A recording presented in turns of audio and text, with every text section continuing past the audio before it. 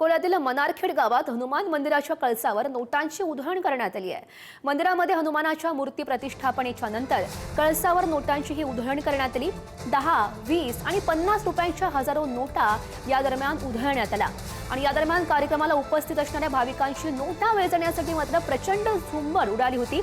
कुणी थेट मंदिरामध्ये उभारलेल्या मंडपावर चढण्याचा प्रयत्न केलाय, तर कुणी वाऱ्याच्या दिशेने उडणाऱ्या नोटा वेचण्यासाठी सैरावैरा धावत सुटले।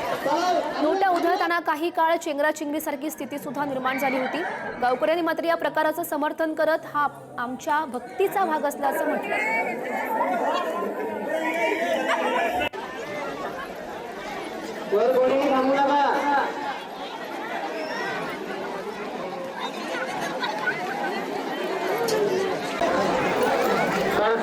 खाली उतरून टाका स्लॅबवरून।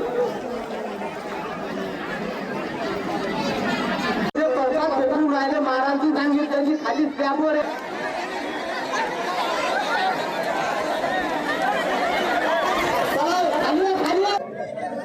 आज आमच्या इथं श्री हनुमानजीची व श्री गणेशजीची मूर्तीची प्राणप्रतिष्ठा झालेली आहे। नवीन मंदिराचा जीर्णोद्धार झालेला आहे आणि एक हर्षोल्लासात हा मोठ्या आनंदात पूर्ण गावकऱ्यांनी मिळून हा सोहळा साजरा केलेला आहे। आणि हे जे लूट जे झालेली आहे हे परंपरागत चालू आलेली आहे आणि एक विधी, धार्मिक विधी म्हणून आहे।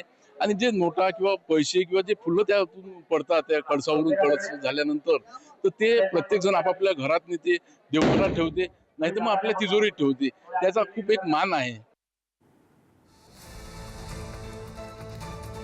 नोटा गोळा करण्यासाठी नागरिकांची, भाविकांची प्रचंड गर्दी जमलेली होती। अकोल्यामध्ये हा सगळा प्रकार घडलाय। मनारखेड गावात मंदिराच्या कळसावर ही नोटांची उधळण ज्या दरम्यान करण्यात आलेली होती, त्याविषयी आपण ही दृश्य सुद्धा बघू शकतोय।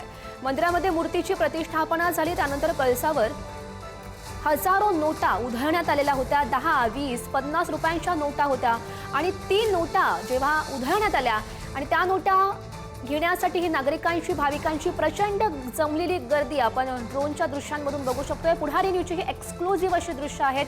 भाविक सैरावैरा धावत होते या नोटा जमा करण्यासाठी आणि ही जी भाविकांची संख्या आहे ती सुद्धा किती जास्त प्रमाणात आहे हे सुद्धा आपण दृश्यांच्या माध्यमातून बघू शकतोय।